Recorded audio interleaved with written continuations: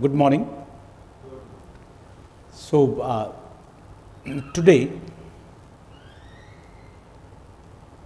we'll take up issues related to the theory of meaning,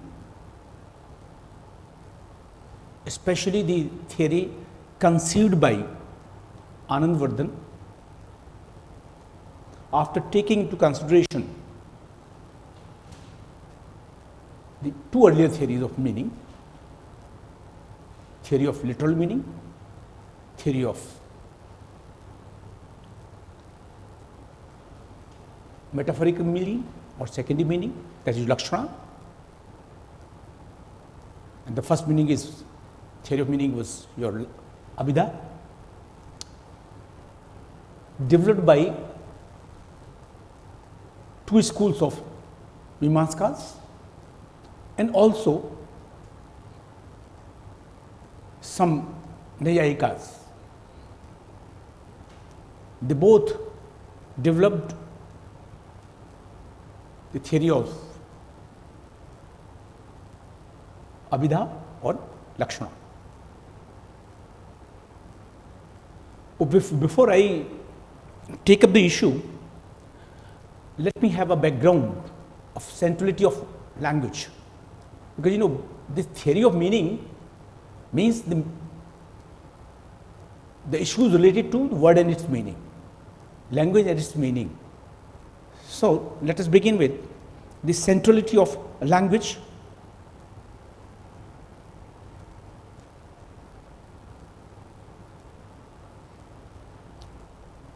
Because language is the central concern in life and literature.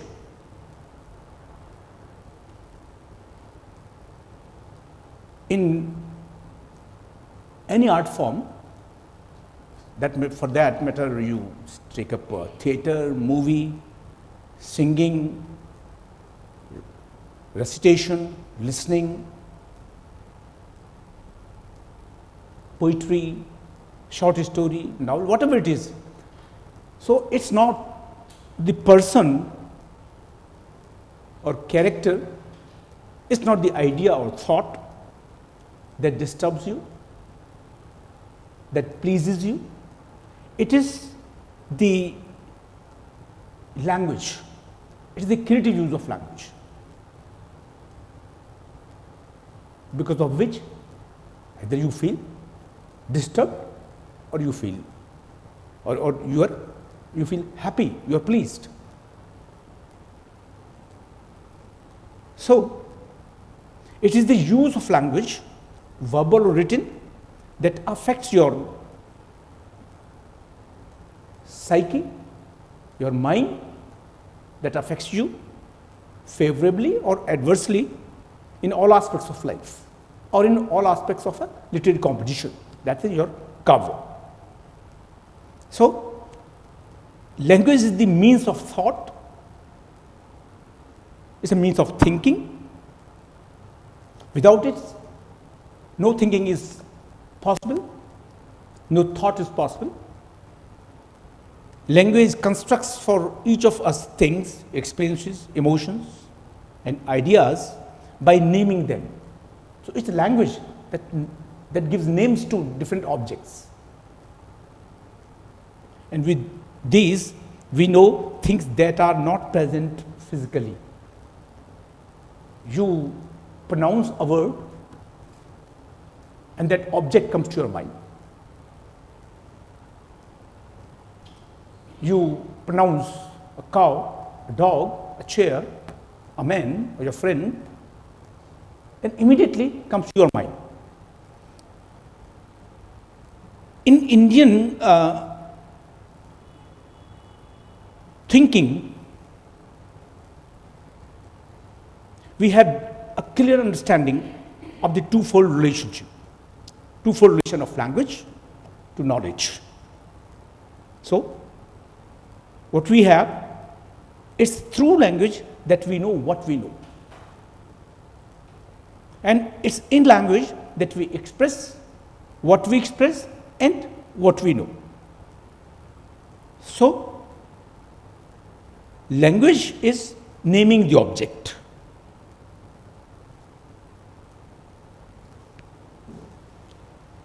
In this regard, there is a hymn in Rigveda, and there the sage identifies language with all cognition, where he says that language is naming the object. It gives name to the object, and thus it is the instrument of giving shape and form of reality. And that's it. Hymn is Gauri Mirmay Salilani Takshate Padi Dvipadi Chatushpadi Ashtapadi Navpadi Babhuvashi Shashrakshara Parme Vyoma. Here, suggestively or metaphorically, space has been created, described, human body has been described, and the language also has been described. So we will not go into the details of human body, space and all in language, but here one thing which you can see there is one phrase, takshati, pad takshati, which means the forming the water. This forming the waters, this expression is very creatively used, metaphorically used. It explains its real significance by saying that the principle of Vak creates or fashions out the multifold forms out of the waters of infinite ocean of the ultimate reality. If you see the ocean, there you have waves, you have forms, you have it's blue water or green water and other things there. But what will you call them? Are they really different? In fact, this is all ocean. This is only one unit, that is infinite. But it's through language we create forms. So we are through language forming the waters.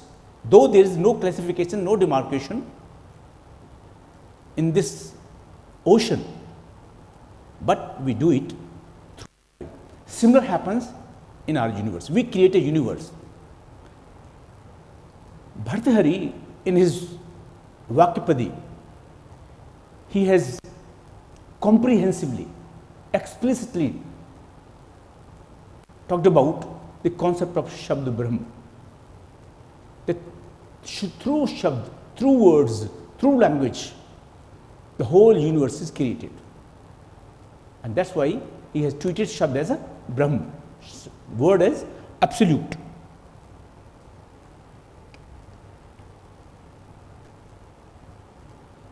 Now, at the next we see, we can have in view the theories of meaning developed by Mimamsa, the school of the Bhatti school of Mimamsa or Prabhakar school of Mimamsa, and also some Nyayikas, they have developed the theory of Avidha or theory of Lakshana, what will you call as theory of meanings.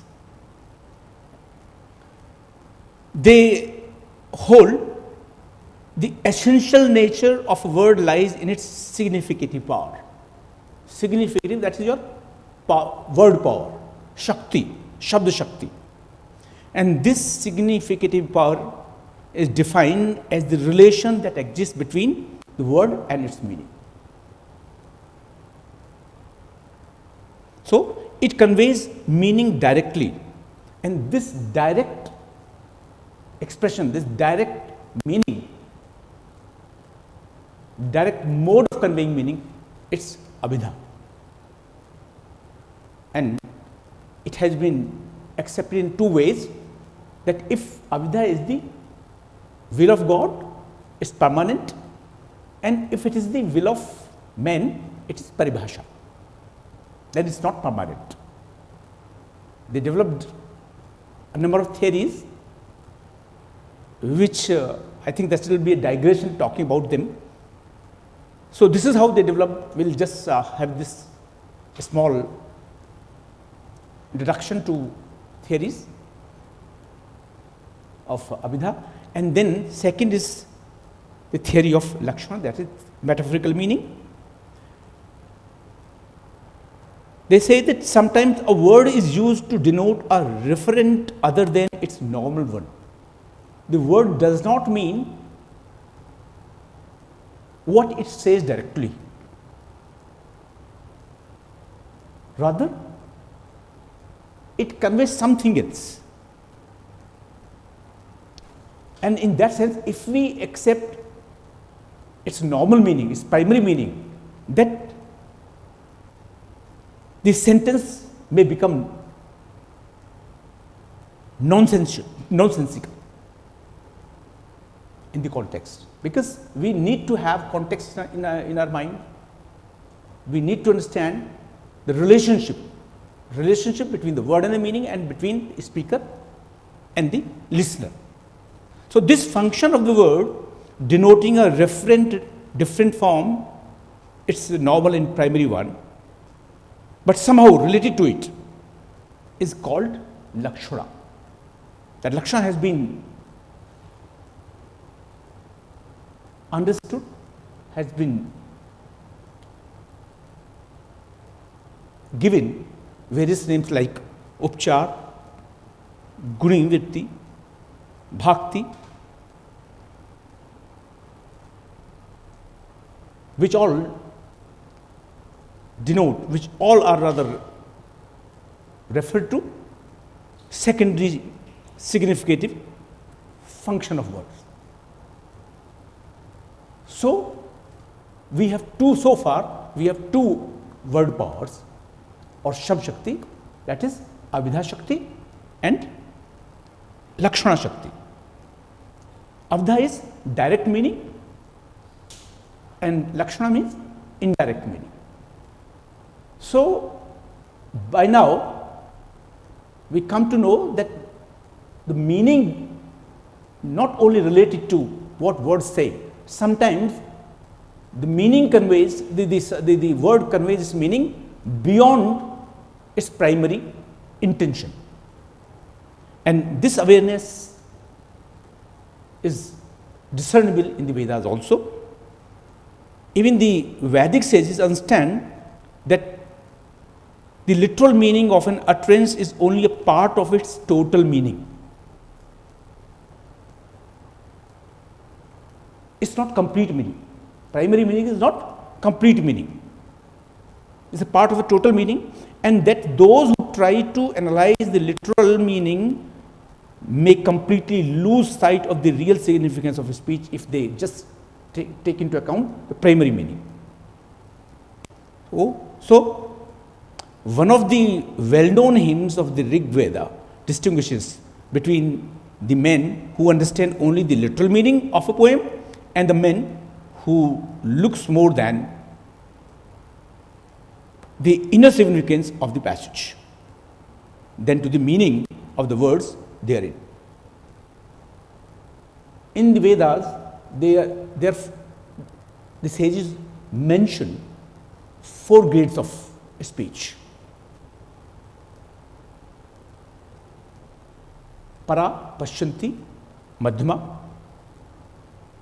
and Vaikhari. So if we, if we have a complete account and understanding of the 4 grades, then we can understand that how it leads us to from the primary meaning, away from the primary meaning. So that they unfold, it's not the primary meaning. That is the complete aim of a word. Rather, or in other words, words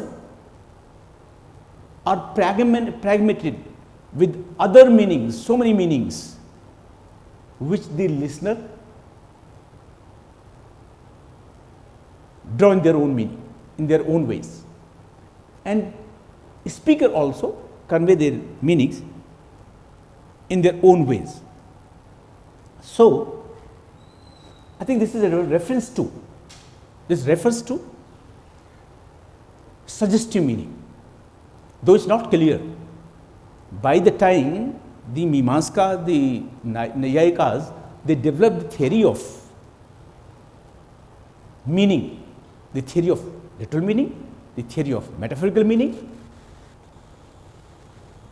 They did not talk about the suggested meaning, but some kind of a consciousness might be there, about which Bhartrhari talked to a certain extent, but even he could not to completely express, completely comprehend. But yes, he could give the idea when he was talking about the philosophy of language, philosophy of word, of Shabda Brahma and all, and when he was also talking about the three grades, he undertook three grades of speech, Pashyanti, Madhyama and Vyakri. So from there, this Anandavardhan took the idea of suggestion. So, thus the theory of literal and metaphorical meaning developed by the Mimamskas and Nayayikas in ancient India was further extended by Anandavardhan in the later half of the 9th century. And there, the purpose was to include emotive and other associative meanings under linguistic meaning. So here, so earlier, Mimamskas, Nayayikas, they are talking about meaning in general. But Anandavardhan extended it to Kavya, a literary composition. So it's for the first time, Anandavardhan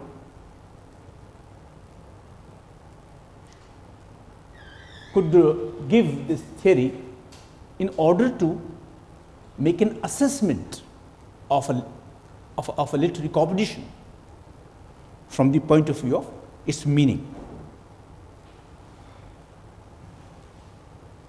Now, so meaning which was there in philosophy, meaning which was there in relation to life, now it was there in literature, in Indian aesthetics.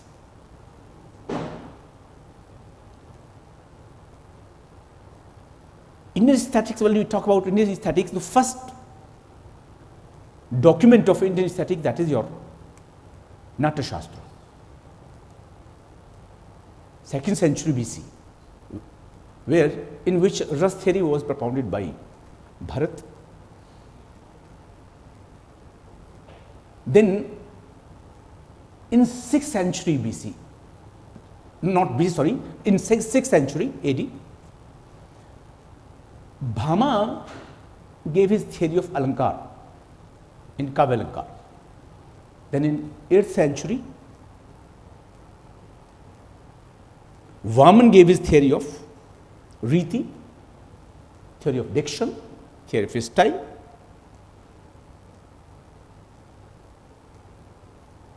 But it's very conspicuous to know they are not talking about meaning.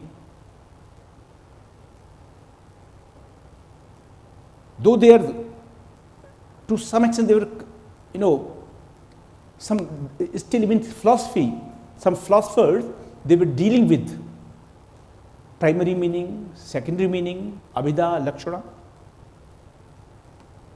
So, but they deviated. They could not take up the issue of meaning into aesthetics. Bharat talked about aesthetic pleasure. When he says, Vibhav anbhav vyavchari sayogadras nishpatti. The savoring of the sentiment is possible through the combination of or integration of Vibhav, Anbhav and Vyavchari. He was talking about language, 4 kinds of language, that is histrionic representation or dramatic expression, your Angik, Vachik, Aharya and Sattvic. So here, there was no concern about meaning of a text, meaning of a composition, meaning of a kavya. The second important aesthetician is Bhama. Bhama in his Kavalakars defines kavya. He said, what is kavya? Shabdatho Sahito Kavyam. He was taking into consideration Shabd, Arth, Shabd and word or Arth and meaning. But he just defined a kavya, a literary composition. He did not talk about meaning. So meaning was even this meaning, the concept of meaning, it was silent. In Bhama also. And third important aesthetician is Vaman. Vaman in his Kavya Alankar Sutra, he talks about 3 kinds of phrasal organization. That is Padrachana. What are these? Phrasal organization. Phrasal organization, first is without compound words. Second, phrasal organization based on small compounds. And third, phrasal organization based on long compounds. But again, this is conspicuous to know. There, even in Vaman, the considerations of meaning, they are absent. They are all talking about kavya. So, taking into this whole scene, aesthetic scene of India, perhaps that could have prompted Anandavardhan to think of meaning, because after Mimamskas, thinking about meaning was absent.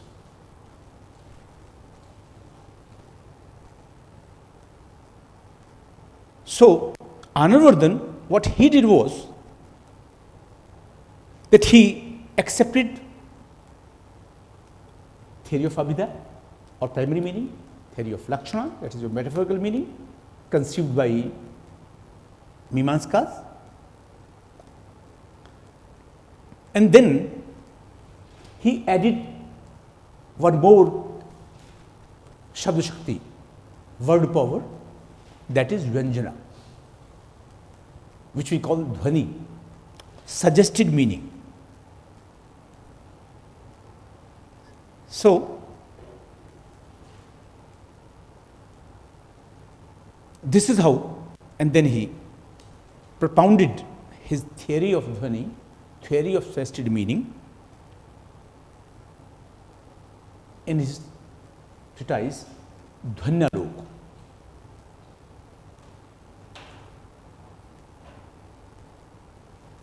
So here, at the level of meaning,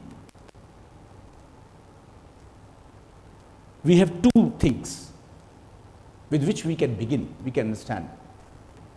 One is your Vacharth. Vacharth, Vach, Arth. So the stated meaning, which is stated, expressed plainly, primary meaning. You do not have any intention other than what it states. And then second is Lakshana, where the meaning is not directly expressed, it's indirect. And then third is Vyanjana, which is a contextual meaning, which is not dependent on words. So, the nature of suggestion or suggested meaning, nature of Dhvani, nature of Vyanjana, it's very fleeting. It's mercurial. Sometimes, just see what sometimes you speak a sentence, so it may arouse a negative meaning when the statement is in conventional meaning. It's directly expressed. The statement is in conventional language, positive. You speak a sentence, the meaning of which is positive, but it conveys a negative meaning. Then sometimes it may give rise to meaning which is neither positive nor negative when the statement is clearly positive or negative.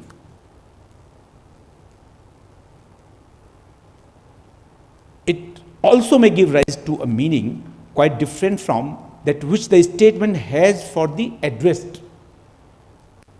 Now the statement is meant for not the one to whom it is addressed, but for the other with the person addressed. And this happens in day-to-day life also. When you are talking in a group, so sometimes you speak a sentence. So when this sentence is addressed to somebody, it carries one meaning. But there could be some other people present, for them there could be different meaning.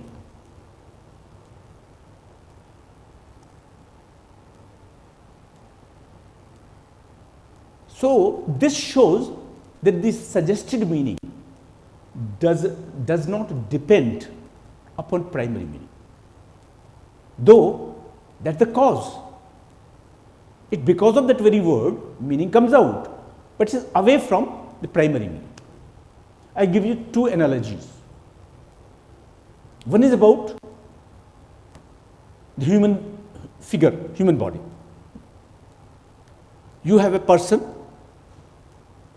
you have its complexion, its physique, and then its beauty charm.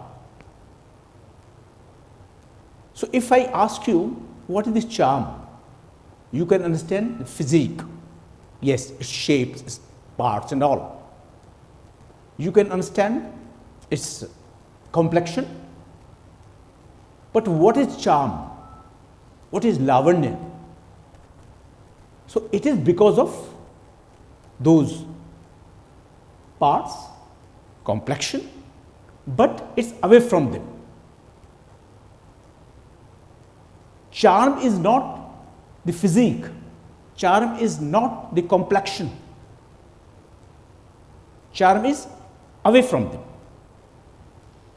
Another example, if I give you the light, suppose lamp, you have a wick, you have a matchbox, you have oil, so you light up a lamp. What happens? Or you have a switch here, electricity is there, bulb there, so you switch on light, immediately light is there. So, as soon as you switch on, we have light, and the light reveals objects. So, this light coming from that action, that cause taken, but is away from them. Now, there is no connection of light with your switch, and all things are revealed. Similarly, words are there, primary word is there, you speak a word, but as soon as it is spoken, its work is over, and suggested meaning start working independently. So, this is how suggested meaning can be understood. This is how it works. So, the Dhvani is the power of revelation of objects of life, intentions of life, things of life, beauty of life. How? When it reaches this Saharday, the reader, the listener.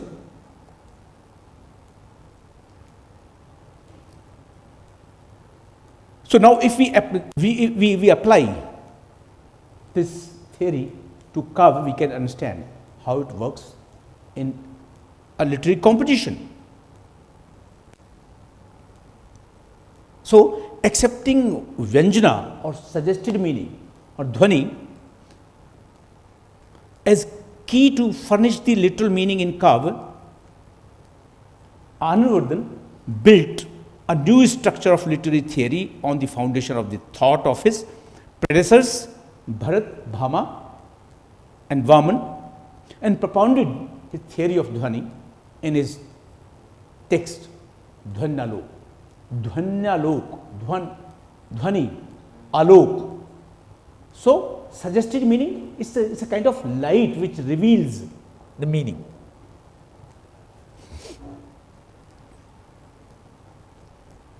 So, the thesis of Anandvardhan theory is that Dhvani is the soul of Kavya.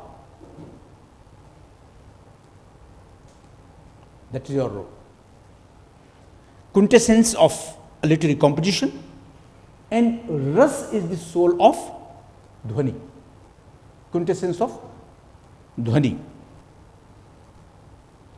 Now, next question comes,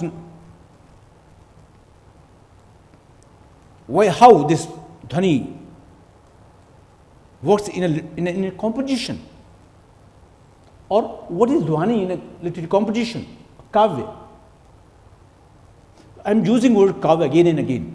So, when I say Kavya does not mean poetry. Kavya means a literary composition. It could be a short story, it could be a poem, it could be a fiction or a drama. So, Dhvani is an exclusively poetic or literary feature concerned with exploiting the beauty of every element in the medium of language, like alankar, gun, riti, to serve the ultimate artistic end of ras. Ras, that is your aesthetic pleasure. And the beauty of vachyarth and laksharth.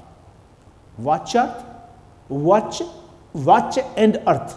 The two words here means primary meaning. So, or stated. Vach stated, arth meaning, stated meaning. Laksharth, indirect, indirectly or indirect meaning. So, but these all are external. Anandvardhan says the two kinds of meanings, these two kinds of theories which were developed by Mimamsakas and Nayayikas.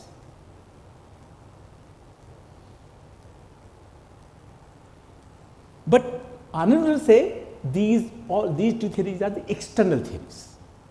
Suggested meaning or Dhvani or Vyanjana, this is the internal part.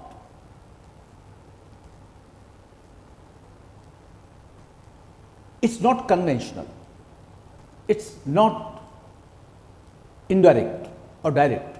Rather, it's away from them, because suggested meaning away from primary meaning and secondary meaning, though they are the base, and thereby accordingly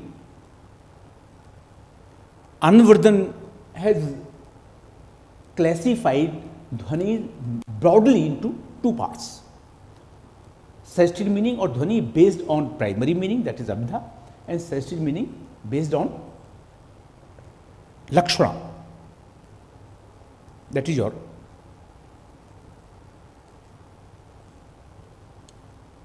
secondary meaning. So now, and on the basis of that, Anvardhan also classified three kinds of poetry. So the best poetry is where we have suggested meaning, or a literary composition which is impregnated with suggested meaning or Dhvani. Anvardhan traces its history, how it has travelled right from the commencement of the first piece of literature. What is the first piece of literature? That is Ramayana. Ramayana is the first composition. And there he says that the meaning alone is the soul of Kavya, and so it was that of yore, of sorrow of the first poet Valmiki at the separation of the birds. Couple of took the form of district. So the first composition was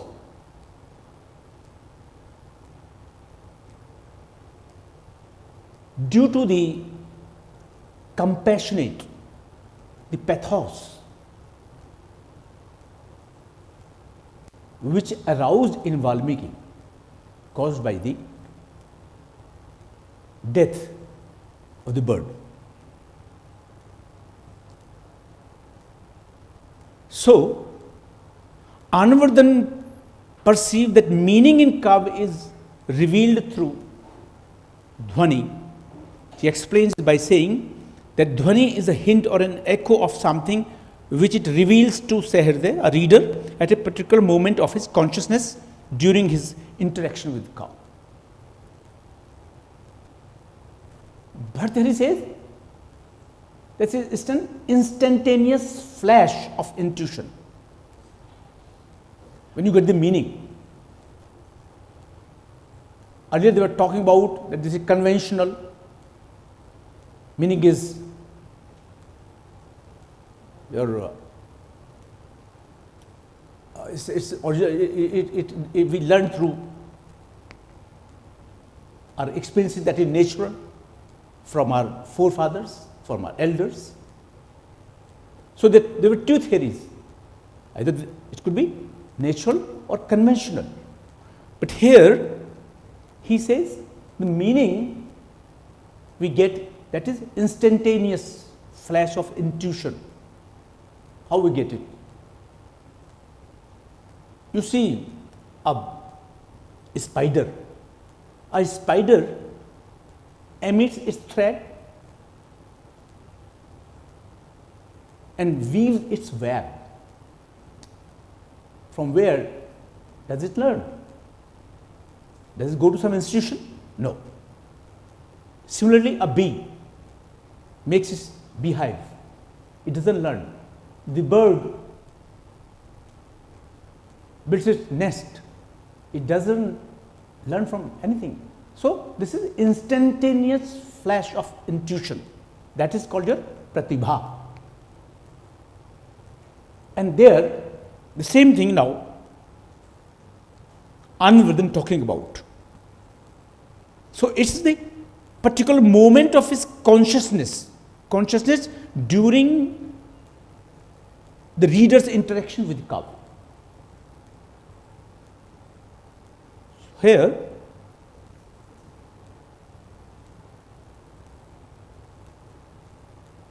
he says that meaning is revealed in the poem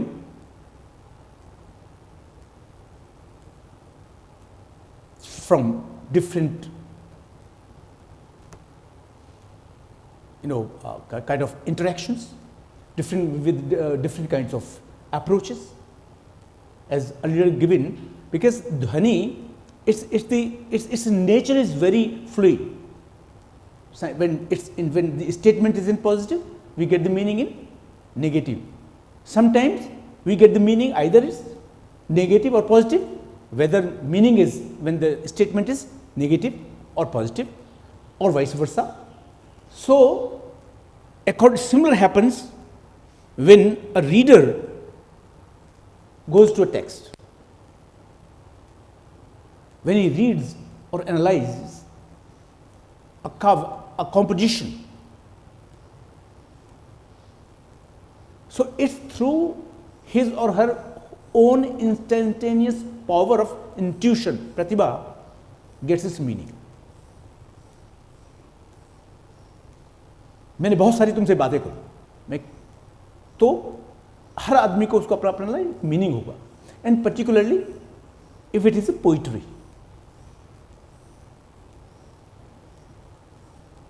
एक आप लोगों को चलो एक मैं couplet सुनाता हूं for a change. with the help of that you can understand. There is a very popular ghazal sung by Jagdish Singh.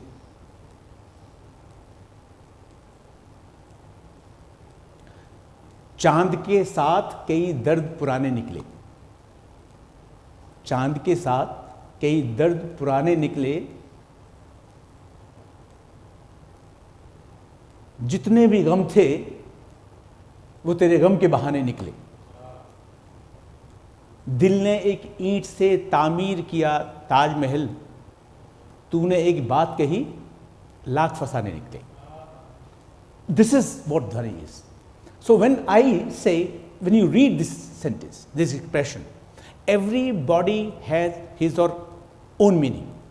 What is that? So this is your instantaneous flash of intuition, your own capability, your own pratibha, with the help of which you get the meaning. This is how the Dhvani works.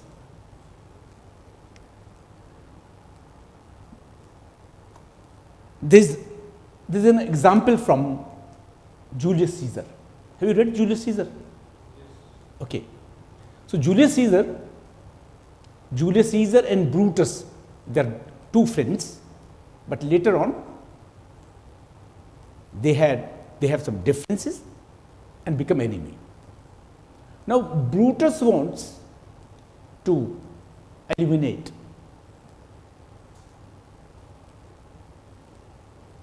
Julius Caesar, and ultimately he gets it done.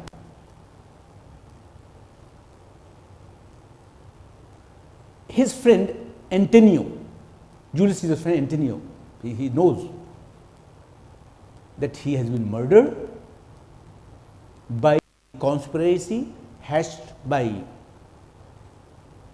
Brutus and Cassius. But there is a huge following, they have a huge following in Rome. He wants to share with people that Julius Caesar has been murdered by Brutus and Cassius, all they are involved. But he also fears that because they are very popular, they are a huge following in the Rome, so if directly he tells people that they are involved in the murder, people might not believe him. People might revolt against him. So gradually he gives the idea. He addresses Romans and says, lend me your ears, my friends. I want to share with you. And he is telling, you're so good with life and all. And gradually, and yes, this Brutus, Cassius, and all other conspirators, he also refer to them and say, oh, they are honorable. They are honorable. And then after some time, so he is continuing his speech and say, but Brutus is an honorable man. Again he speaks, and then again in the mid of the speech, so he is repeating, but Brutus is an honorable man, but Brutus is an honorable man. And people gradually understand, okay, there is something black. Antony wants to say something. So this is how people got the idea. Oh yes. Similarly, there is one more from the same play. There is one more example. Now this example is before Caesar was murdered. Brutus is moving in his garden, walking in his garden, and he's hatching a plan how to murder Caesar, how to eliminate him. So while thinking, he calls his servant Lucius and asks him, get me a taper in my study, Lucius. When it is lighted, come and call me here. He says, जला दो एक light जलाओ जरा मेरे कमरे में, मेरी study में, and call me. मुझे बुला लो आप. After some time, Lucius comes and says, taper burneth in your closet, sir. Searching the window for a flint. कि ये तो अब जल रही है उसने, but simply he's a servant. He doesn't have any intention. But we get the meaning.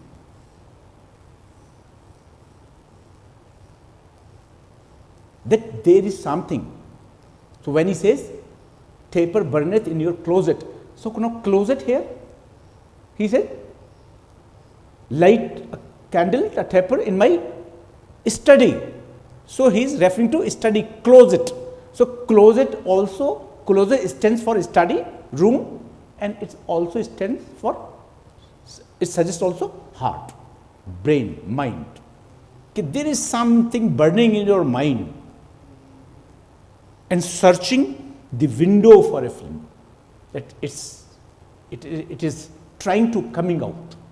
Its flame is trying to come out. So that suggests the sick heart of Brutus.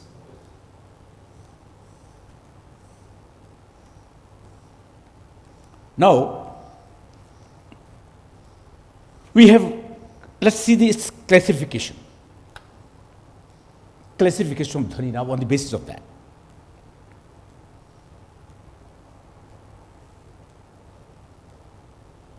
Three, I just gave you the three word powers, three Shabd Shakti, Abhidha, Lakshana and Vyanjana. Primary meaning, secondary meaning, suggested meaning. And we will say the suggested meaning works on primary meaning and secondary meaning. It comes out from primary meaning or suggested meaning. So, accordingly, broadly, Anandavardhan classifies Dhvani into two parts. One is Abhidha based Dhvani or suggestive meaning based on primary meaning. This is one. And second, Lakshana based Dhvani or suggestive meaning based on secondary meaning.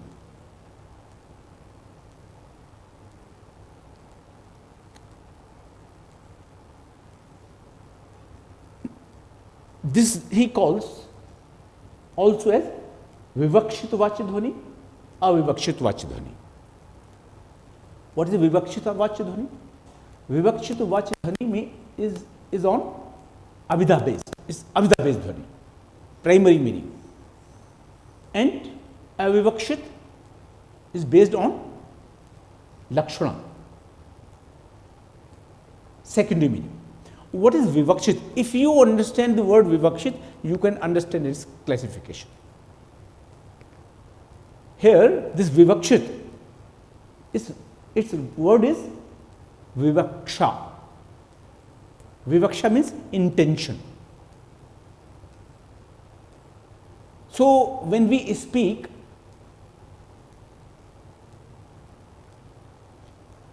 we have intention. So, when there is an intention of conveying primary meaning in your speech, that is, but speaker, the listener or the reader gets suggested meaning. Could you get my point? When you have an intention of conveying only primary meaning, but the listener or the reader gets suggested meaning, that is, this is your विवक्षित वाच्य ध्वनि. जब हमारी intention क्या होती है? Intention है हमारी कि हम प्राइमरी मीनिंग में बात कर रहे हैं, मैं जो बात कह रहा हूं वही मेरा मतलब है, लेकिन जो सुनने वाला है वो एक व्यंजना उसमें निकाल ले, एक ध्वनि उसमें निकाले, एक सजेस्टेड मीनिंग निकाल ले उसको. दैट इज कॉल्ड योर विवक्षित वाच्य ध्वनि. एंड व्हाट इज अविवक्षित वाच्य ध्वनि? In avivakshit vachidhvani, when you do not have intention to convey primary meaning, आपकी इंटेंशन ही नहीं है. जैसे वहाँ in Antony, in talking to Romans, his intention is not to tell them primary meaning. When he says Brutus is a noble man, his intention is not to tell them he is an honorable man. उसकी intention है कुछ और बताने की उसकी reality. Similarly, when Lucius is talking to, giving answering to give answer to your Brutus, he's simply servant.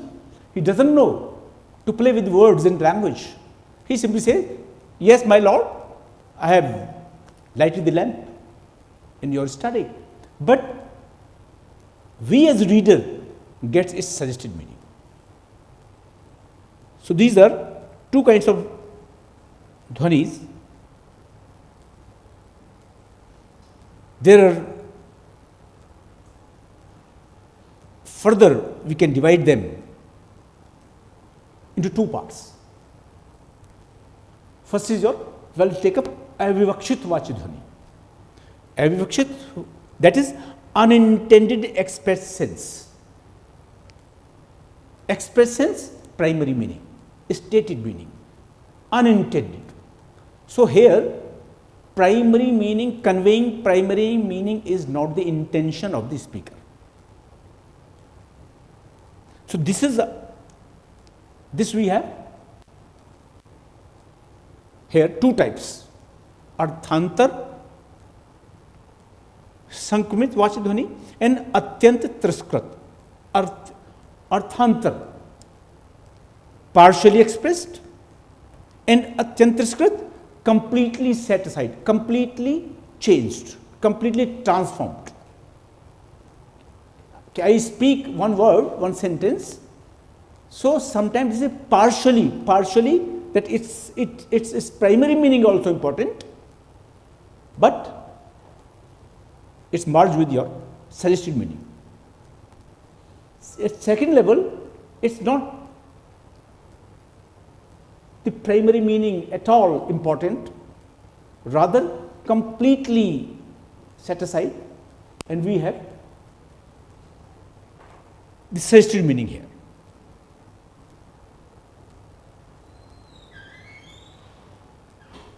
There is one poem, that's very important, that's very good poem, good alachi, if you have studied, and if you haven't, you just read it, study this poem, Shelley's Adonis.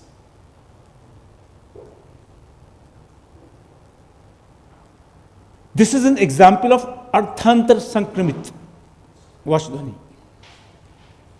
Arthantar Sankrit. That is, the meaning is that partial transformation of meaning. It is based on a Greek poem, but its spirit and relationship is completely changed. See here what happened this. The Shelley's poem Adonis is an example of Arthantan Sankramit Vach Dhvani. The poem is an elegy on the death of Keats. You know, Keats was attacked when he was alive. When he was alive, he was attacked by critics, and it is said that it is because of the attacks of critics, the unjust attacks of critics, he died so young, so early. So this poem, Adonis, is dedicated to Keats, or it is on the death of Keats, suggestively written. And you know, Keats was a very handsome youth, a great poet. He was attacked by critics unreasonably and finally died in his youth. He lived on his sufferings caused by the attacks of critics.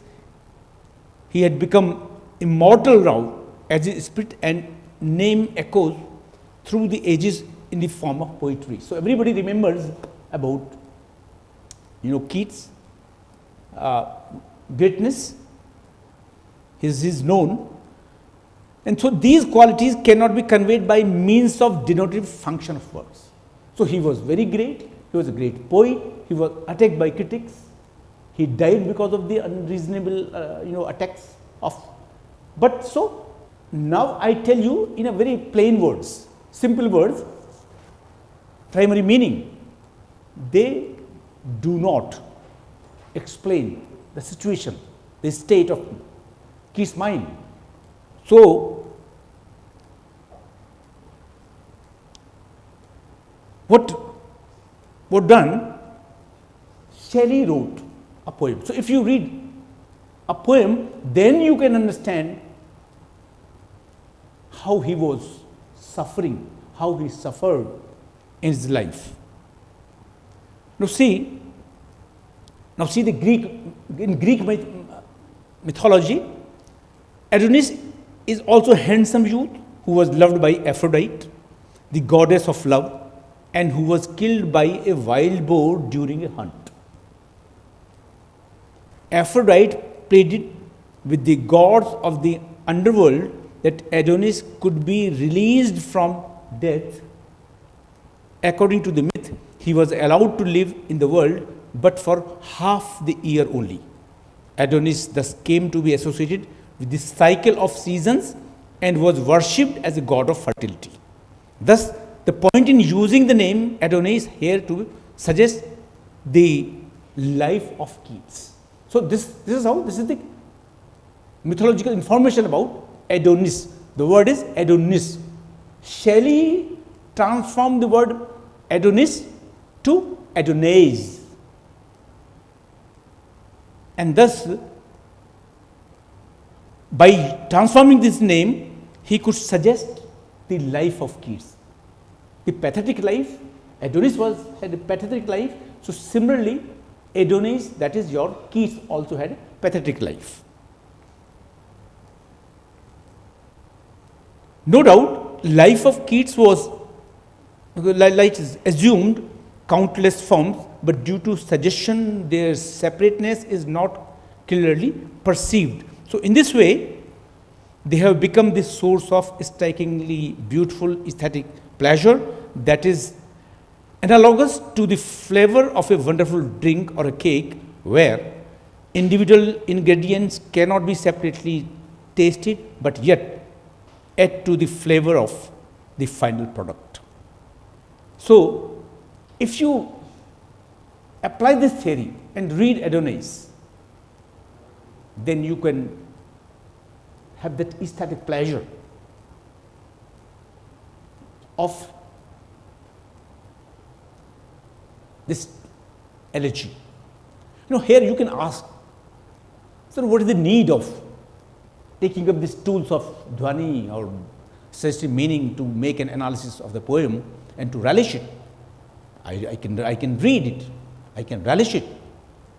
Fine, yes, you can relish a poem, you can understand its meaning, but when you do not have tools, as a trained person, you cannot unfold the reasons why you like a composition. So, in order to, as a trained man, so we appreciate a poem in two ways, as a layman, as a trained man. As a layman, of course, as a layman also appreciate a poem, and he also undergoes in aesthetic experience, but he or she fails to explain it, appreciate it. But with the tools, you can appreciate it. So, here there is a need to. There is another example. That's in Macbeth. Then on the screen, you read, your face thin as is a book where man may read strange matters, to beguile the time, look like the time, bear welcome in your eye, your hand, your tongue, look like the innocent flower, but be the serpent under it. Here, the word is serpent. It's very suggestive. The use of which unfold the advice of Lady Macbeth for Macbeth. Have you read Macbeth? Yes. Okay. Macbeth is ambitious, but Lady Macbeth is more ambitious.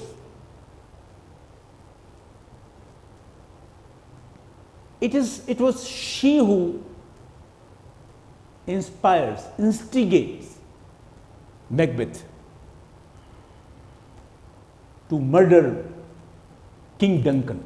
So you murder King Duncan so that you can become king.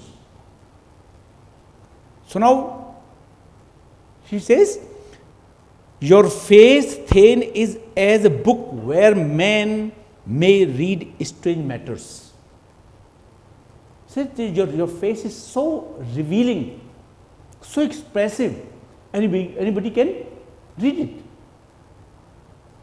To beguile the time, look like the time. So you need to understand time, beguile, conceal yourself, hide yourself, bear welcome in your eyes. So in your eyes, you have a welcoming look. And your hand, your tongue, all welcome. When you speak good words. With your hands, embrace.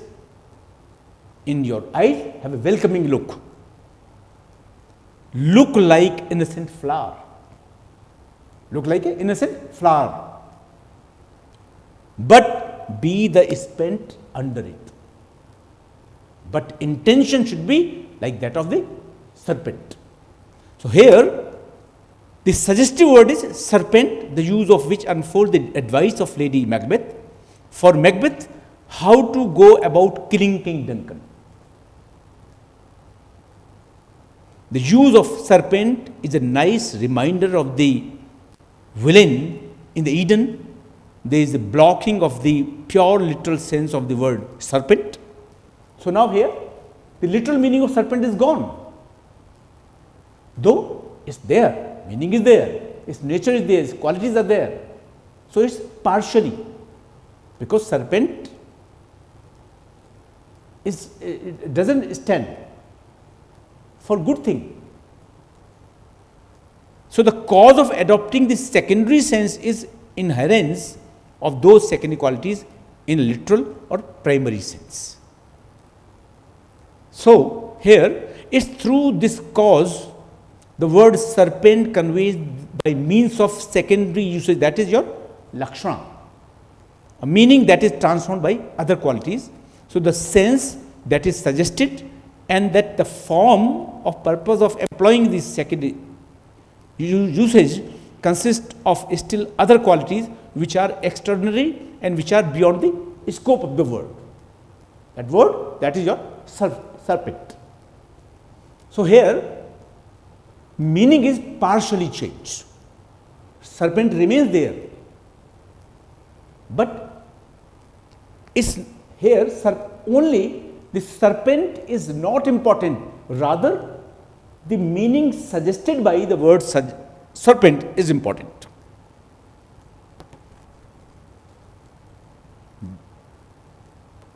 Now we have second,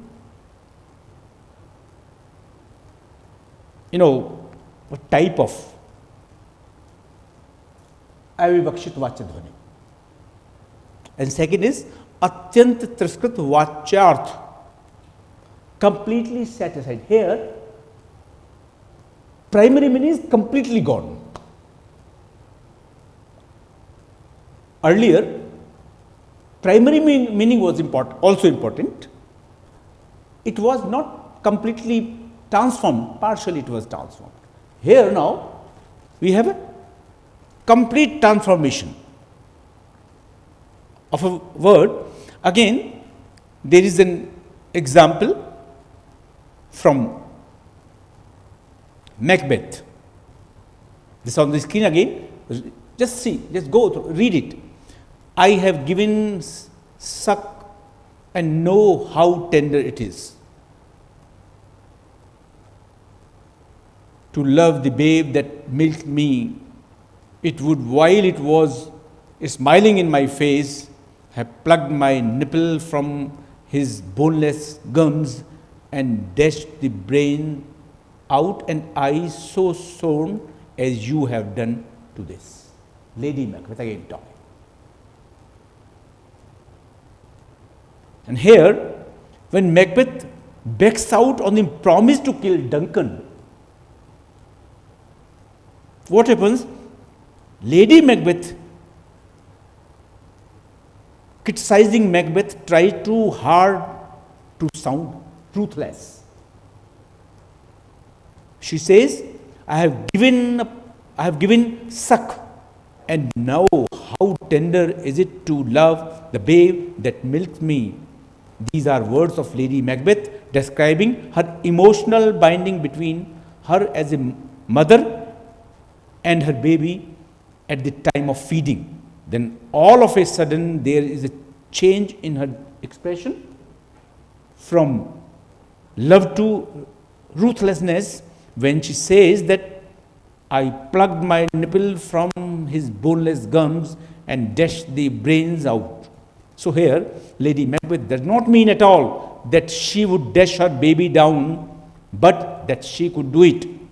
If she would, here the primary meaning is set aside. So there is no role of primary meaning, because she is talking about the relationship between the mother and a child.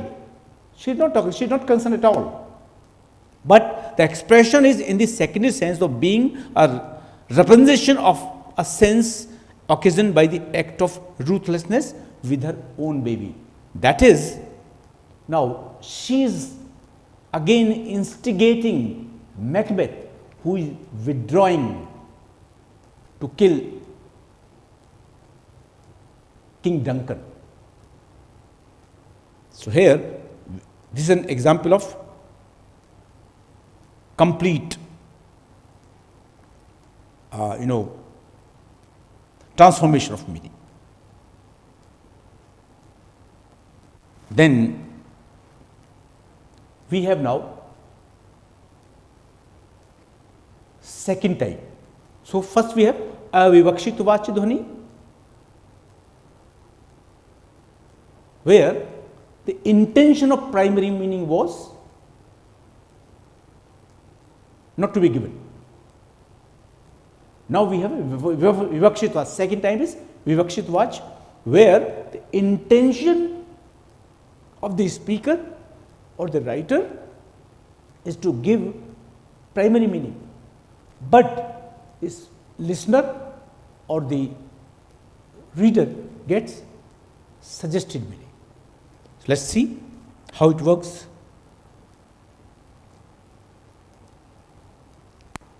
It is of two types. That is, one is your asanlaksh kram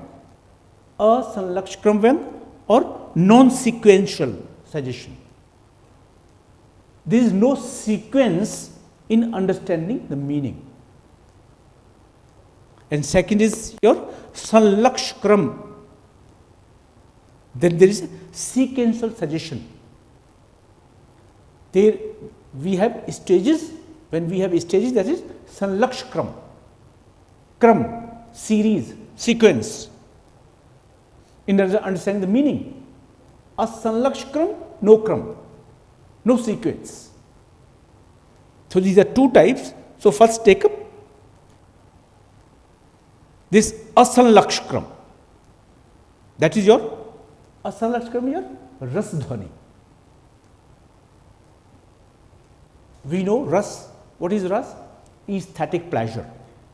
Right? It's the theory was given by Bharat in his Natya Shastra when he talks about vibhav and bhav and vibhisha. So it's the integration, combination of vibhav and bhav and vibhichari bhava, then we have ras. His theory, he says ras cannot be stated. Ras is suggested. If you talk about ras, if you talk about love, so the first ras is that your Shangar ras, right? So if you start talking about Shangar, that doesn't give you ras, will not suggest meaning. You cannot state ras, you cannot state love or Shangar or union, pathos. So any sentiment you can't say, I have love, I have a pathos. Nobody undergoes this experience. It cannot be, you talk about, there is one sonnet of Shakespeare. This is an example. This is an example giving that you are talking, that he is talking about love, but there is no feeling of Shangar, no feeling of union or sentiment. Love is not love, which alters when it alteration finds, or bends with the remover to remove, or no, it is an ever fixed mark that looks on a tempest and is never shaken. It is the star to every wandering bark, whose worth unknown, although his height be taken. Love is not time's fool, though rosy lips and cheeks within his bending sickle's compass come. Love alters not with the brief hours and weeks, but bears it out even to the edge of doom. If this be error upon me proved, I never writ, nor no men ever loved. Talking about whole sonnet is about love.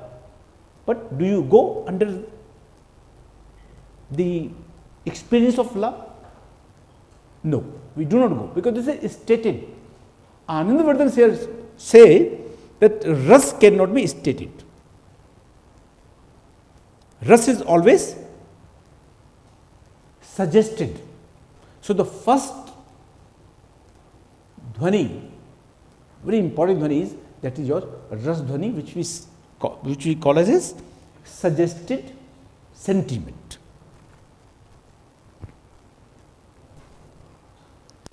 Suggested sentiment or ras dhvani that takes place where the vyangarth, suggested meaning, is produced without apparent sequence, no sequence, asanlakshkram. In it, first the vacharth is perceived, and then after a momentary interval, the vacharth, the vyangarth, drawn on us. So, but the condition is it's not a sequence, it's just in order to understand we say that it's just a momentary interval. We do not perceive, we do not feel that there is a gap. So, all of a sudden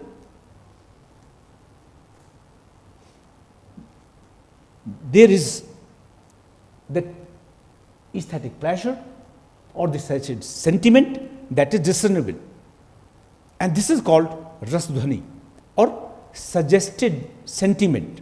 So, suggested sentiment is that suggestive power which floods the mind with a host of ideas and not always clearly definable, which are necessary for such compilation of aesthetic image as it is necessary for suggesting sthai bhavas at a high pitch and bringing about complete self-forgetfulness in the hearer, in which the aesthetic expression consists.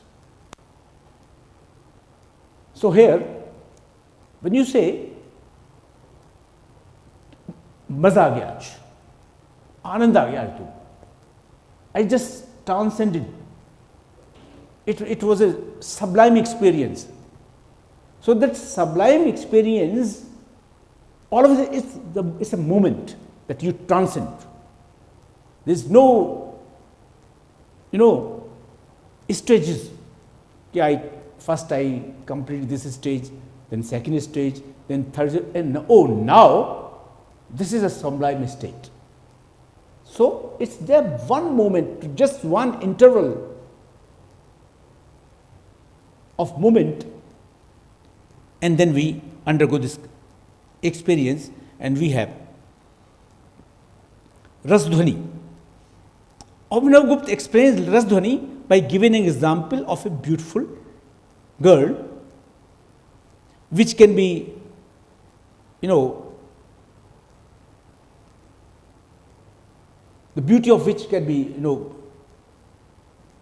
discussed, but cannot be pinpointed at it lies somewhere else. So, beauty is not there with the girl, beauty is not with the object, beauty lies somewhere else.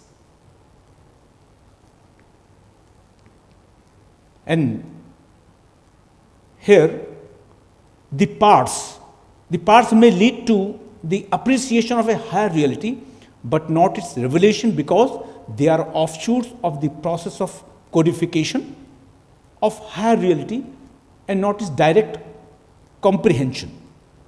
So, the parts which lead to the main stream are lockic, that is worldly, and therefore their manifestation is classified as sanlakshkram or traceable by the mind of the Sahirdaya. So, while the manifestation of asanlakshkram or rasdhvani is like Sahirday's coming face to face with poets' universalized apocalyptic vision, and is therefore instant and overwhelming. So, this experience of ras or suggested meaning, that is not traceable. You can't trace it, you can't trace its history. It's a moment, immediately it comes up. And this is the realm of Vidya, where all logic dissolved into revelation. This high state of aesthetic sublimation is arrived by the extraordinary or the latent power of the word Vyanjana.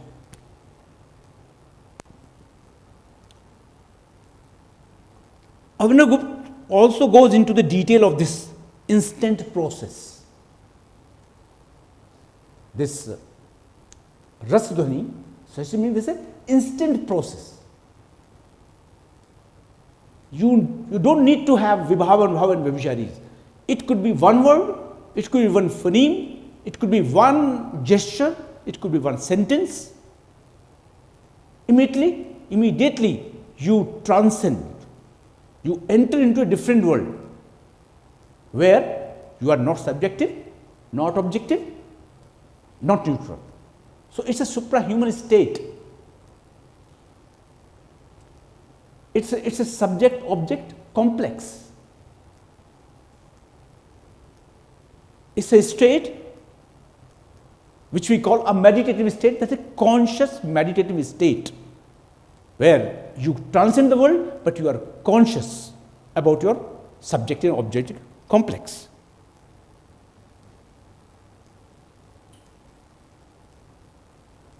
There is a poem, The Blessed Damsel. पढ़ी आप लोगों ने? अब पढ़ो, ठीक है. Now this is on the screen, but that's not the complete poem. There are just 2 stanzas.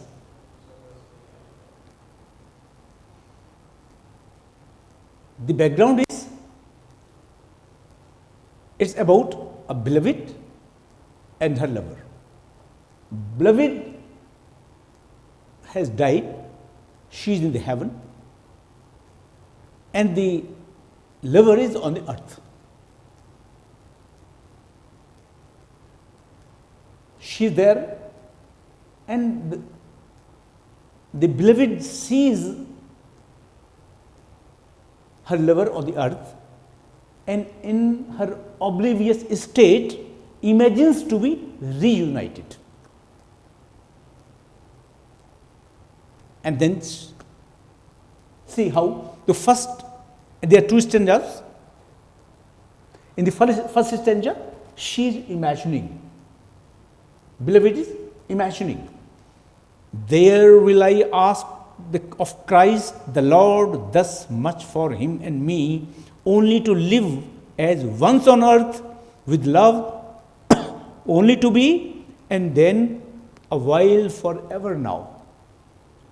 Wishes to be in her she is in her oblivious state, doesn't know that she can't go, but in her oblivious state she forget and wishing to be united with her lover. In the second one, the lover tells now, he unfolds the reality, because she, as soon as she unfolded her hands, and the hands touched the golden bars out of which she could not come.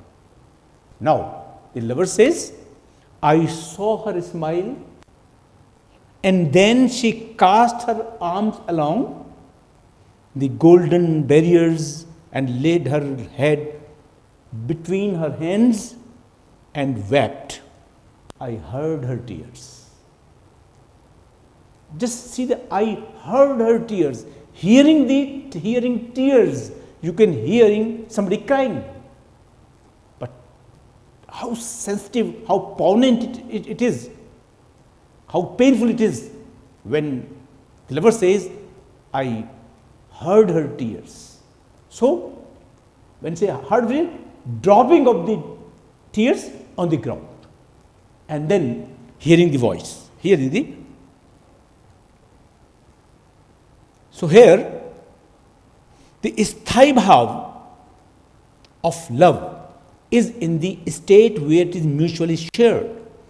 Thus, this sthayi bhav by means of the combination of vibhav, anubhav and vyabhicharis has reached a point where it is aesthetically enjoyed. Here it is mentioned that although there is a sequence, but it is not perceptible. Do you find there is some stage? No. Just a moment, the moment he says, I heard her tears, and immediately you are in a different world. You transcend the world.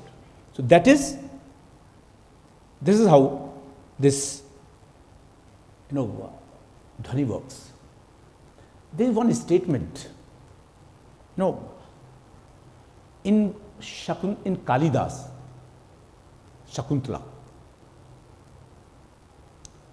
when Dushyant for the first time looks at Shakuntala, so his friend asks him,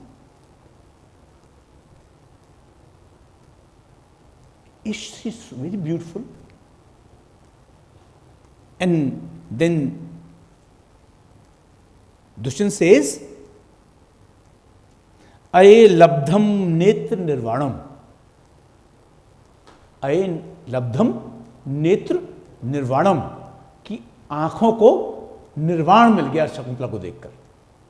the height, see the height. सारे जितने दर्शन वाले हैं, right from your Charvaka to Shankaracharya, सबसे हम कहें कि जाओ, you talk to Kalidas, talk to Dushyant, meet Shakuntala. And this might have happened with, this Vishwamitra also. Vishwamitra was there under penance and saw Menaka. He was in different world. He lost everything. So that is your ras.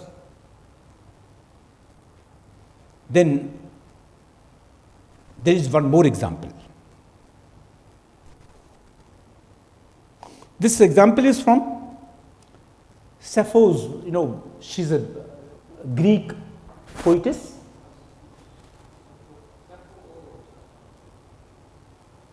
And she's written very beautiful poems of love and all. There is one poem. In the poem, beloved and lover are sitting there.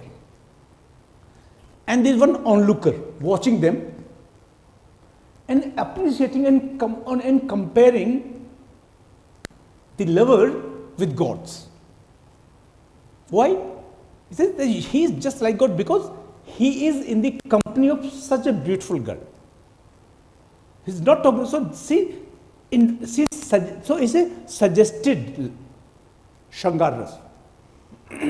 Directly, he is not talking about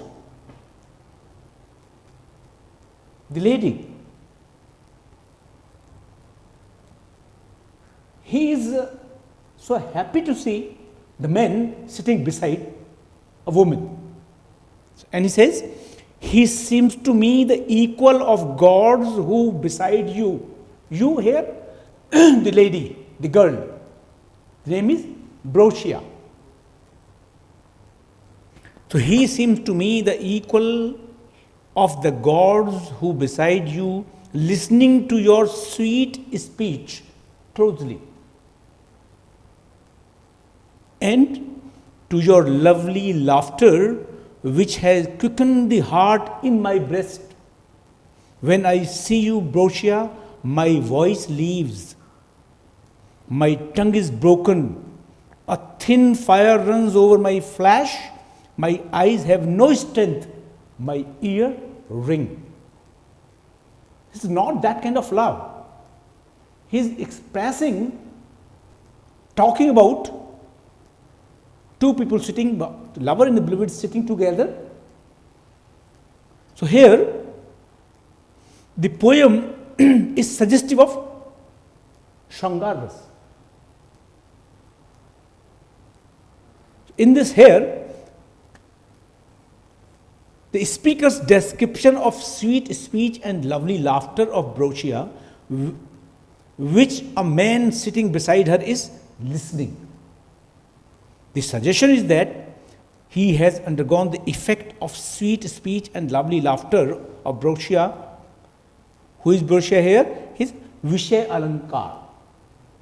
Vishay. What is this Vishay?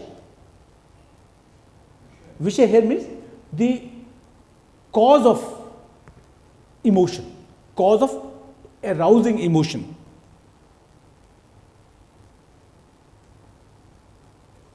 And then here we have the Sthai Bhava, the arousal of the Sthai Bhava, Rati. And what is Ashalamban? So Vishalamban is there, Brochia. Ashalamban is the speaker. So this effect awakens the Sthai Bhava of Rati, which by the combination of Vibhav and Anubhav and Vyabhichari Bhavas has reached a point where it can be aesthetically enjoyed.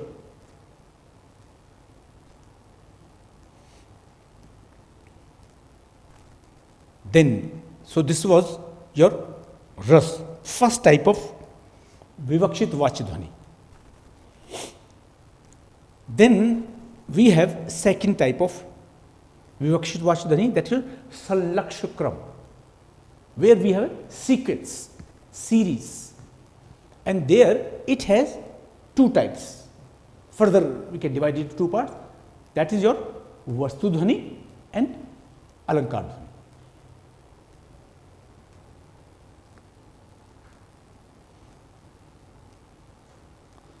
Vastudhvani is aroused from the power of meaning, while alankar dhvani from both the power of meaning and the power of word. Here, the idea suggested by vastudhvani and the alankar dhvani somehow admit expression in conventional language, but those aroused by ras can never be so expressed. So, ras is always vyangarth,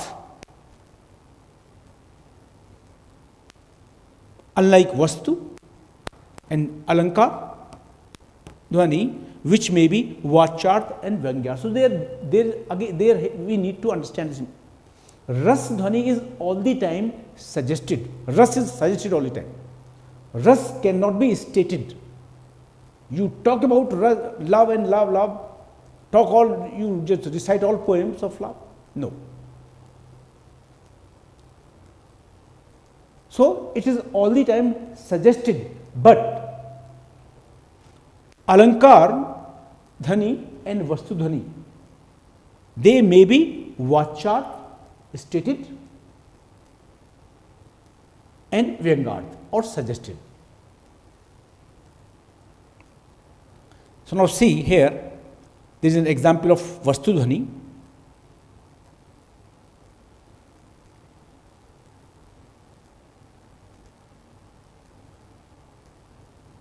Here again, this is from Macbeth. So, this is, you find Macbeth, Duncan, who is reposing his faith in Macbeth. He doesn't know that this very Macbeth, whom he likes so much, in whom he is reposing his faith, he will be cause of his murder. He says, "Oh, worthiest cousin." He's calling him his worthiest cousin. "The sin of my ingratitude even now was heavy on me. Thou art so far before that swiftest wing to recompense is slow to overtake thee." So here, Duncan is unaware of the suggestive reality of his worthiest cousin. What is the reality? That whom he calls now worthiest cousin, he is going to murder him, who is nobody but his unpurged butcher, and whose imitation he is misapprehending as banquet. It's nothing but his murderer and death personified by the hands of his peerless kinsman. Who is this peerless kinsman? Macbeth, who is worthiest in the eyes of Duncan, while he is unworthiest for the reader. So here we have, then see this again an example from the same play, and here also dhvani is strongly at work. It continues in the speech of King Duncan, and see how suggestively Duncan's comment unfolds the treachery of Cawdo. So this is a statement, this is a dialogue. "There is no art to find the mind's construction of the face. He was a gentleman on whom I built an absolute trust." Here, the vacharth, that is stated meaning, primary meaning, express meaning, expresses how King Duncan has been deceived by the innocent faces of stains of Cawdor, who at the time of his death was full of repentance and remorse. Here, Vyangarth is a comment on Macbeth, who with his concealed mind's construction is going to be the greatest traitor, as he shall murder King Duncan. It gives rise to meaning quite different from that which the statement has for the addressed. Now, the statement is meant for not the one to whom it is addressed, but for the other with the person addressed. So, here, this is the example of Vastudhani, and its Vastudhani can be, understood in two ways. Anandavardhan says, there could be numberless types of dhvanis, but he could classify for the sake of understanding, for the sake of convenience. He has given some classifications, some broad divisions. So, he divides further this Vastudhani in two parts. That first is suggested idea by inventive fancy.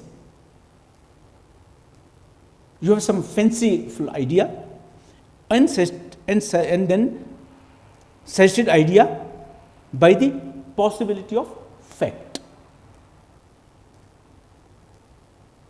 So, first is that is the suggested idea by inventive fancy. There's a line in a poem, in an ode on creation earned by Keats. Heard melodies are sweet, but those unheard are sweeter, therefore ye soft pipes play on. Heard melodies are sweet, but those unheard are sweeter.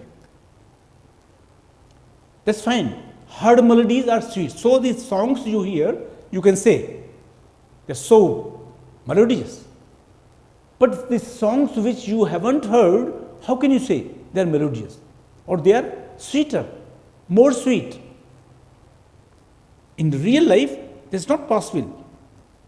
So at the surface level, these lines can be considered paradoxical or self-contradictory, as there are no unheard melodies which can be sweeter. No doubt, the couplet is figment of poetic imagination, and the vacharth or the primary meaning is intended to be spoken, but it suggests the life of art and imagination here. It also suggests the transcendental or divine world which can be perceived through imaginary senses. So, no denotative meaning could be done justice this way. So, therefore, the poet used unheard melodies that does this justice. It gives rise to positive meaning, while vacharth or primary or stated meaning is neither positive nor negative. Then second type of Vastudhani is your suggested idea by the possibility of fact. There is some possibility. Earlier there was no possibility, but here it was by fancy. But here some possibility of fact. And here is another example from the Eve of St. Agnes. In the poem,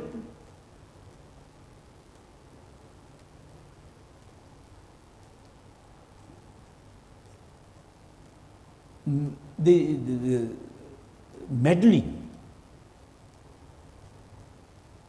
she's observing a fast. As per the myth, if somebody observe a fast on particular day, then a girl can see her would-be husband in dream. So now this is the time of sleeping. Madeline is observing fast. And what is the state of her mind? But to her heart was voluble,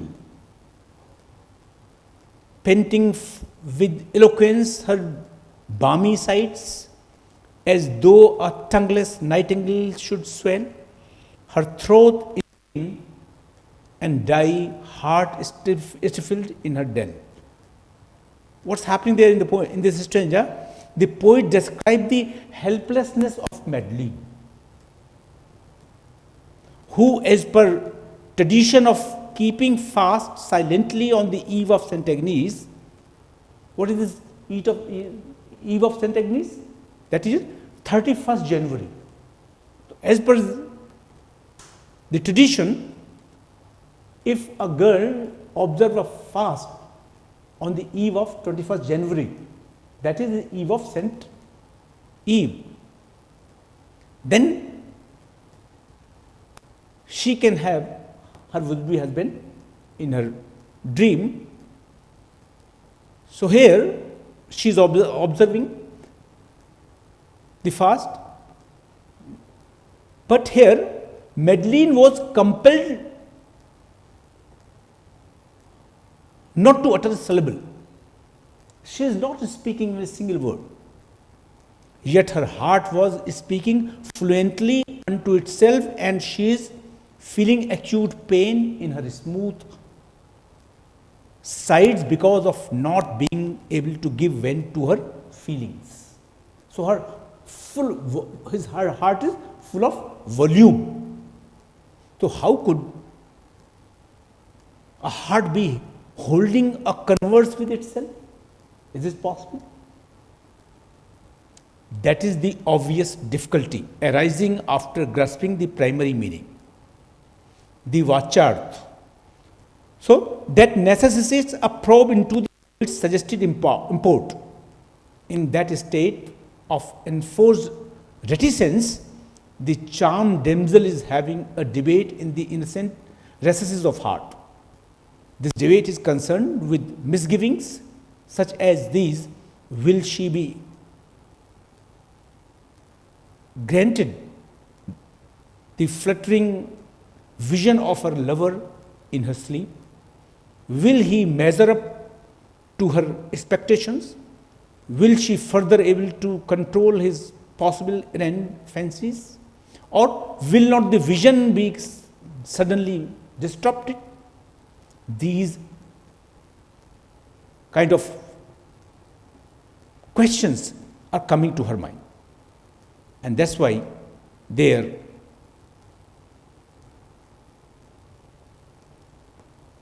Keats says, but to her heart was voluble. So here the poet imagines the tongueless nightingale.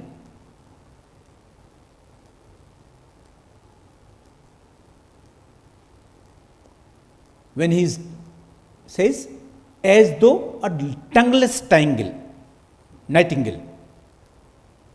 This is a myth about nightingale also in Greek mythology.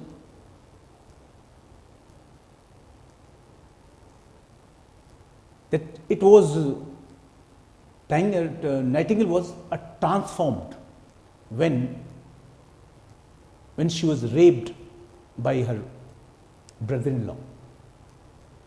So here the poet imagines the tongueless nightingale in the helplessness of Madeline. It is an example of Satya Swambhi Dhvani, that in as much as conditions attaching to Madeline are within the orbit of material possibilities, but to her heart was voluble, and that was painting with eloquence her balmy sides.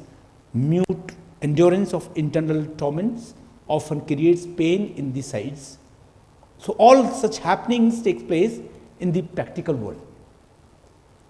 The suggested import, that is dhvanyarth, is the deep agitation, rather concentration in the damsel's heart, and that creates the charm. So here, this is how we have this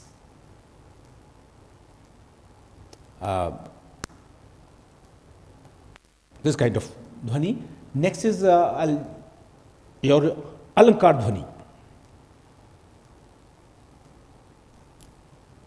This is alankar dhvani, this is your last. So, if I revise, first broadly we had two types of dhvani, vivakshit and avivakshit dhvani. Then vivakshit dhvani, further avivakshit dhvani further divided as partial transformation and complete transformation. Then vivakshit dhvani was also divided. So basically in vivakshit dhvani we have three important dhvanis: ras dhvani, vastu dhvani and alankar dhvani. So now this is your alankar dhvani. So as far as this alankar dhvani is concerned, it is that power of meaning or word, this suggested idea aroused by which is an alankar. So this idea, though may have been presented in some other contexts as occupying a subordinate position as an embellishment to the meaning of a sentence, is presented here, not as an embellishment of something else, but independently.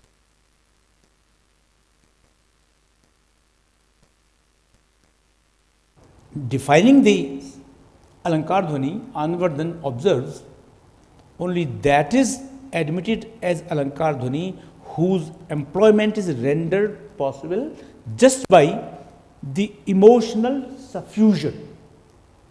There is no effort made by the poet. It doesn't require any extra effort on the part of the writer, poet. And here we have a poem that is from Shelley's Skylark.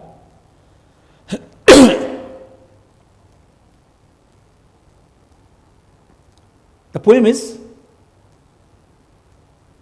higher and higher from the earth thou springest, like a cloud of fire, the blue deep thou wingest, and singing still, though soar and singing ever singest. What thou art we know not, what is most like thee, from rainbow clouds there flow not, drops so bright to see, as from thy presence showers a rain of melody, like a high-born maiden in a palace tower, like a poet hidden in the light of thought, like a glowworm golden in a dell of dew, like a rose embowered in its own green leaves. Here, he's talking about skylarks. A skylark is singing a song so beautifully that he feels so engrossed. He undergoes a kind of, sublime experience.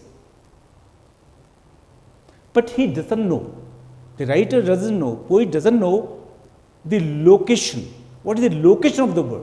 Where she is there? Because she is hidden. And says how she is in, like beautifully she, Shelley has manufactured similes in order to know the location of a bird, like a high-born maiden in a palace tower. कैसे छिपी हुई है वो? High-born maiden. So we know high-born maiden there in the tower, but not unseen. Similarly,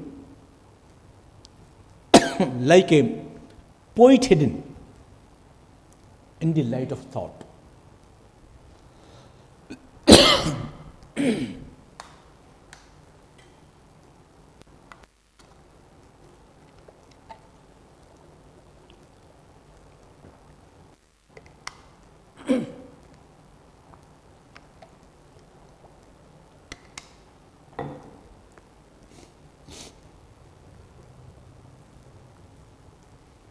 Then, like a poet hidden in the light of thought, you read a poem, you read a composition, poet is not there, but you feel a presence, you feel the presence of the poet in the text, in the composition.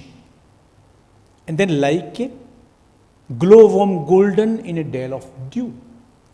Even in when there is glowworm golden, you just see the light. So it's hidden in its own light. And then, like a rose embowered in its own green leaves. Similarly, rose is also concealed, hidden in its own leaves, but its fragrance is coming. So, you know them not physically, you do not see them physically, but you feel their presence. Similarly, the poet is feeling the presence of a skylark through its song. So, here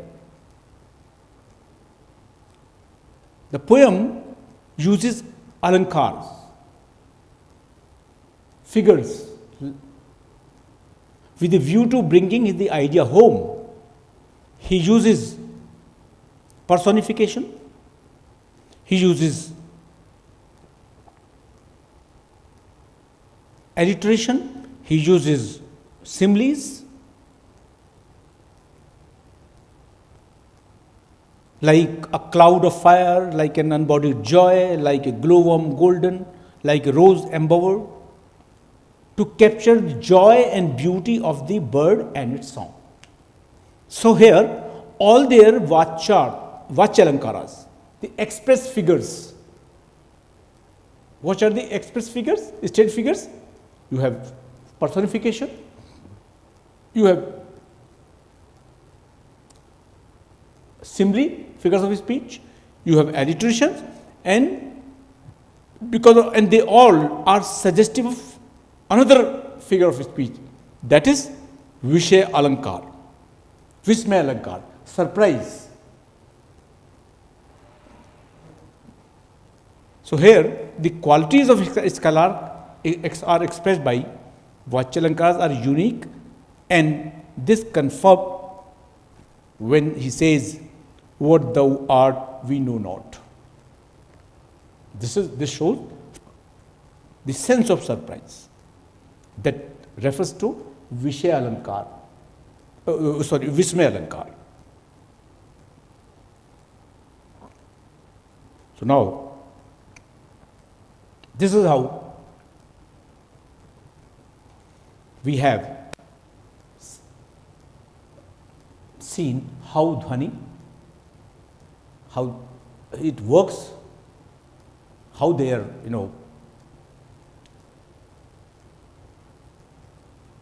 the classifications of Dhvani, and how a kavya or a literary composition which is impregnated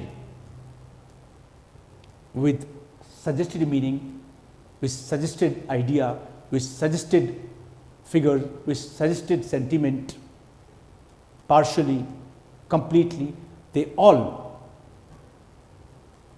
move us. We undergo this kind of experience. So now see what is this functional philosophy. So as I told you earlier, now three important suggested meaning are there. Number one is ras, second is vastu, third is your alankar, suggested sentiment, suggested idea or meaning, and suggested figure. Suggested figure or alankar and suggested vastu, idea, they are both.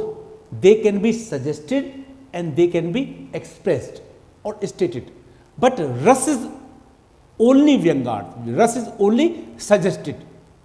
It cannot be stated, it cannot be vacharth.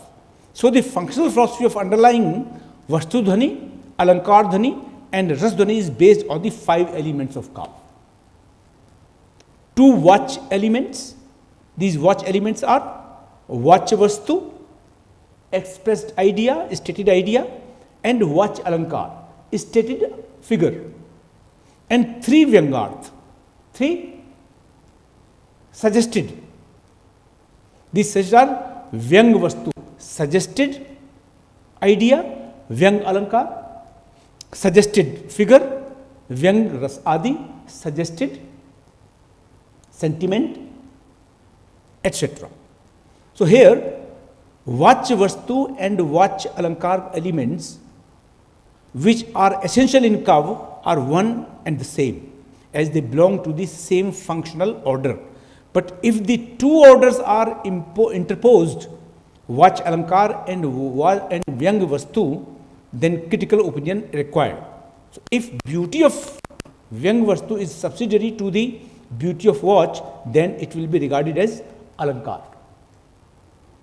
This pattern is known as gunibhoot, where there the suggested element is alankaras. In the same way, if the beauty of vyang ras adi is subsidiary to the beauty of watch, then it will again be regarded as rasvad alankar. And when the vyang vastu or vyang alankar or vyang rasadi are not subsidiary to watch, then they become highest state of dhvani, highest state of suggested meaning. And it's important to note that ras has dual role depending upon the intention of the writer. If ras is principal, it is called dhvani, and if it is subsidiary, it loses its claim of being dhvani, and it is called rasvad alankar. Another important thing to remember is what is suggested in alankar dhvani is also vastu, but this vastu is due to padokti, and so in order to distinguish this vastu, it is called alankar dhvani. So thus, Anandvardhan built a new structure of literary theory on the foundation of thought of his predecessors, Bharat, Bhama, Vaman, and propounded Dhvani theory as a theory of suggested meaning in a literary composition. He modified the concept of ras by saying that ras is not stated, rather it is suggested. Similarly, the concept of vastu, idea, alankar, figure, though they may be vacharth, stated or expressed, but they are not suggested also. He also gave a detailed account of phrasal organization, which also suggests rasas. His superstructure was built on the structure that by animating words with life of their own, the poet suggests to us things that speech is not calculated to express. The relationship between the vacharth and the vyangarth in fact becomes what Anandvar would call as sadh sadhan bhav, content revealing itself through form. So, in this way, Anandvar was trying to say that meaning in a poem was revealed through suggestion, which is a hint and echo of something, some meaning, and which would reveal it to its reader at a particular moment of his consciousness. That is instantaneous flash of intuition, which he calls pratibha. So this is how the journey which started with the journey of meaning, which started with your Mimaskas, where we had your theory of literal meaning, theory of metaphorical meaning, that was completed by Anandvardhan in his theory of suggested meaning propounded in his text Dhvanyaru. Thank you very much. Thank you, sir.